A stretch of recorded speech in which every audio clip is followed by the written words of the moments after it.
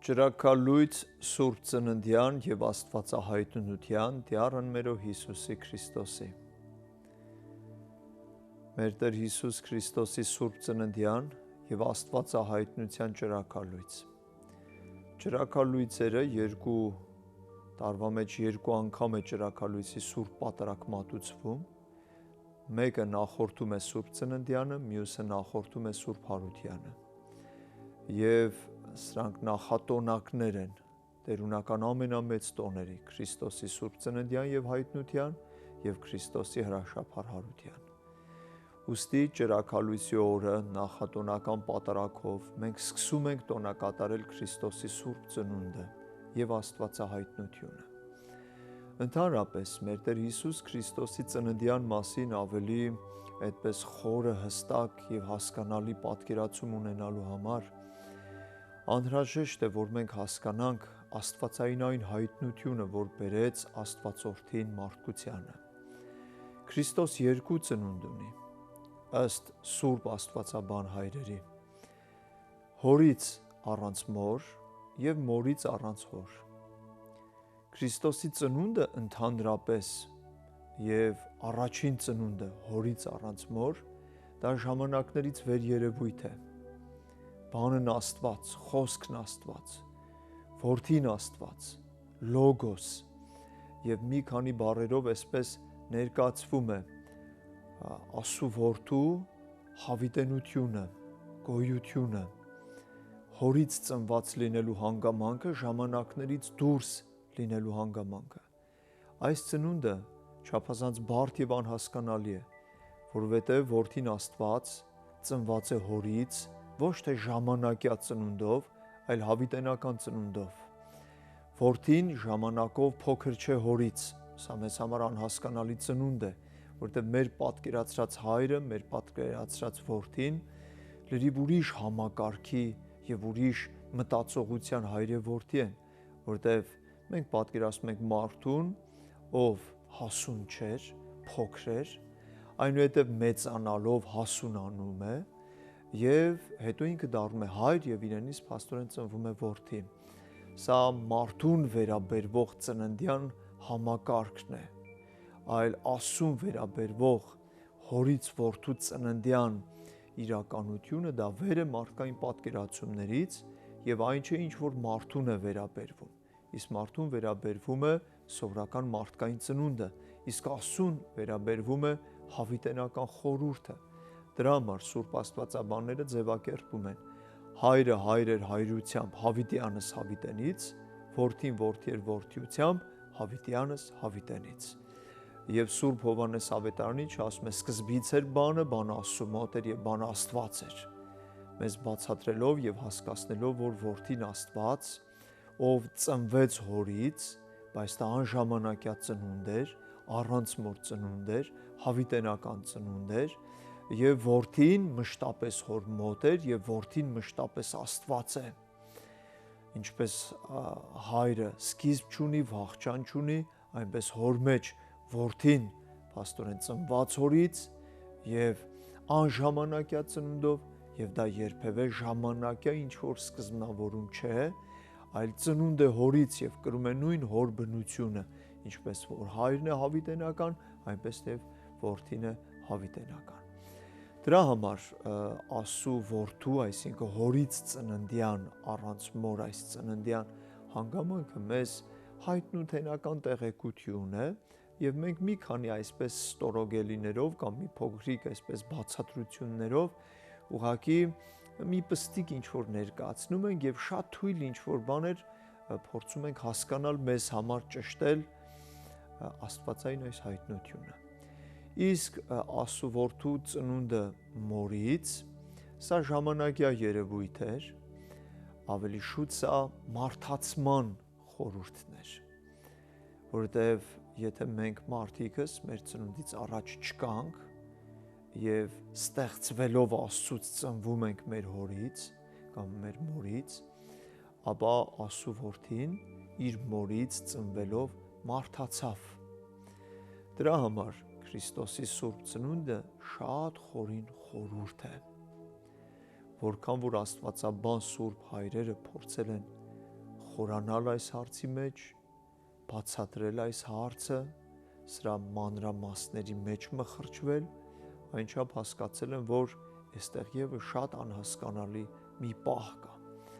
Եվ այս անհասկանալի պահը նաև հին ուխտի մարգարեությունների մեջ Աստծու հոգով ներշնչված մարգարեները գրել էին, սակայն շատ ընթերցողներ, նաև այդ թվում Սիմոն Ծերունին, ինչպես որ Սրբազան ավանդությունը մեզ ներկայացնում է, որ երբ որ Սիմոն Ծերունին թարգմանում էր մարգարեությունները, Եսայու մարգարեությունը, եւ այնտեղ ընթերցեց ահագույսը պիտի հղիանա եւ մի որդի պիտի ծնի, գրիչը վայր դրեց եւ չուզեց փաստորեն թարգմանել, շարունակել, որտեղ մտածեց ինչպես կարող է գույսը հղիանալ։ Եվ այստեղ եւս անհասկանալի հանգամանք կա։ Մարիամ Աստվածածինը նշանված էր եւ գույս էր եւ տղամարդ չէր ճանաչում։ Երբ որ Գաբրիել հրեշտակապետը հայտնվեց, նա զարմացավ եւ ասաց, որ ես տղամարդ չեմ ճանաչում, ես ինչպես կարող եմ զավակ ունենալ։ Սակայն Սուրբ հրեշտակը նրան տեղեկացրեց, որ սա Աստվածային խորհուրդ է, որ կատարվելու է, անհասկանալի եւ ոչ ֆիզիկական փաստորեն օրինաչափություններով եւ իրականություններով դու մի որդի պիտի ունենաս եւ նրա անունը պետք է Հիսուս դնես։ Ահա մորից ծնունդը ժամանակյա երևույթ եղավ, այսինքն ժամանակի մեջ տեղի ունեցավ եւ Սուրբ Գույս Մարիամ Աստվածածնից Աստծու որդին վերցնում էր մարմին եւ արյուն, այսինքն դառնում էր մարդ եւ այստեղ Աստծու մարդացման խորհուրդն էր իրագործվում։ Եվ ահա այս ծնունդն է եւ հայտնությունը մարդկանց մեջ, որ մենք տոնակատարում ենք։ Եվ հետաքրքիր է, որ ոչ միայն սա ժամանակի մեջ տեղի ունեցավ, այլ ժամանակները իրենով սկսեց հաշվարկվել, որտեղ երբ որ մենք ասում ենք մեր թվարկություն, ապա նկատի ունենք Քրիստոսի ծնունդից հետո, որտեղ մեր թվարկությունը սկսվում է Քրիստոսի ծնունդից։ Սա անհասկանալի խորհուրդ էր, որովհետև անչափ Աստված, անսահման Աստված, հավիտենական Աստված, անպարփակելի Աստված, պարփակվում, սահմանվում, սահմանափակվում եւ մարդանում է մեր մեջ։ Ահա սա է հավիտենական խորհուրդը անհասկանալի։ Տեսեք, մենք ասում ենք ծնունդ եւ Աստվածահայտնություն։ Ինչու, որովհետեւ Քրիստոսի ծննդյամբ ըստ էության Աստվածահայտնություն տեղի ունեցավ։ Էմանուել, Աստված հայտնվեց մեր մեջ, երևաց մարդկանց մեջ, մարդացավ, շրջեց մարդկանց մեջ, ապրեց ու գործեց իբրև մարդ, խաչվեց, մեռավ եւ հարություն առավ, իբրև մարդացած Աստված եւ փառքով ամբարձվեց երկինք։ Ահա սա չափազանց անհասկանալի է։ Որքան որ մենք սա հասկանում ենք, այնչափ եւ նրանից ավելի շատ չենք հասկանում։ Ճիշտ այնպես, ինչպես որ Աստծուն չենք հասկանում։ Դրա համար որքան անկեղծ եւ դիպուկ ձևակերպված է հավատամքի մի Աստված։ Մենք հավատում ենք, որ կա մի Աստված։ Ոչ թե մենք հասկանում ենք կամ մեր հասկացողության սահմանի մեջ պարփակում եւ ամփոփում ենք Աստծու բնության էության ամբողջ նկարագիրը, եթե որևէ մի մահկանացու մարդ կհավակնի այսպես ասելու, որ ինքը հասկանում է Աստծուն իր ամբողջ բնության էության խորությամբ, ուրեմն այս մարդը ընդամենը պարծենկոտության խոսքեր է ասում, որտեղ Աստվածային անսահման հավիտենական էությունը, Աստվածային գերագո, գերբանական, անմահ, հավերժական, անճառելի, անբացատրելի հավիտենական էությունը ոչ ոք երբեք չի կարող ամբողջությամբ ճառել, բացատրել եւ ամբողջությամբ նկարագրել եւ ներկայացնել, որովհետեւ տկար է մեր հասկացողության չափը, այսինքն թույլ է մեր պատկերացումների սահմանագիծը սահմանափակ է եւ անսահման Աստծուն երբեք հնարավոր չի հենց հասկացողությունների մեջ ուրեմն պարփակել։ Դրա համար Աստծո եկեղեցին շատ խոնարհաբար եւ ավելի խորը իմաստությամբ եւ ավելի զորավոր գիտությամբ ասում է, որ մենք հավատում ենք, որ կա Աստված։ Գիտեք, որովհետեւ մարդու ճանաչողության սահմանները միշտ լինելով սահմանափակ, նա ուղղակի ընդունակ չէ անսահմանին պարփակելու։ Եվ Աստված մարդուն տվել է մի ուրիշ ճանաչողության ընդունակություն, կարողություն, որն էլ հենց կոչվում է հավատք, որով մենք հավատքով ենք ճանաչում Աստծուն։ Բոլոր սուրբերի խորը բացատրությունները հենց այս է։ Սուրբ Մարգարեն ասում է. հավատաս կհասկանաս, եթե հավատաք կհասկանաք։ Եվ ընդհանրապես մարդկության ճանաչողության բոլոր գիտությունները հենված են հավատքի վրա։ Մենք ունենք աքսիոմաներ եւ թեորեմաներ, այսինքն ապացուցելի եւ բացատրելի թեորեմաներ եւ չապացուցվող եւ չբացատրվող աքսիոմաներ։ Եվ մեր ամբողջ գիտությունը հենված է այս երկուսի վրա։ Աքսիոմաներ եւ թեորեմաներ, բոլոր գիտությունների,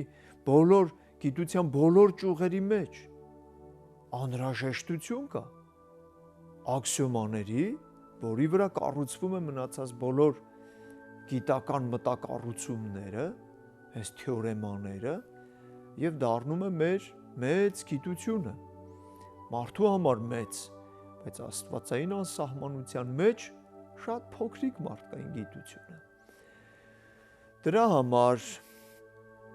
Քրիստոսի Սուրբ Ծննդյանն ու Աստվածահայտնությանը սուրբերը ներկայացում են եւ բնորոշում են իբրև խորհուրդ խորին, անհաս, անճար, անմեկին, անմեկնելի, անբացատրելի եւ որով Աստված մարդանում եւ հայտնվում է մեր մեջ։ Անշուշտ Քրիստոսի Սուրբ Ծննդյան հանգամանքները շատ պարզ ու խոնարհ եղան։ Քրիստոս ծնվեց մի փոքրիկ քարայրի մեջ Բեթղեհեմում եւ հայտնվեց շատ պարզ ու խոնարհ մի վիճակի մեջ, բայց այն քարայրում մարդացավ եւ հայտնվեց մարդկությանը Աստված ինքը։ Դրա համար մենք տոնակատարում ենք Ճրագալույս Սուրբ Ծննդյան եւ Աստվածահայտնության եւ Բեթղեհեմյան քարայրի խորհրդավոր զորությունը հենց սրա մեջ է։ Եվ մենք նախատոնակով, ճրագալույցով սկսում ենք տոնակատարել Աստվածային այս վեհ խորհուրդը, Քրիստոսի ծնունդը եւ Աստվածահայտնությունը։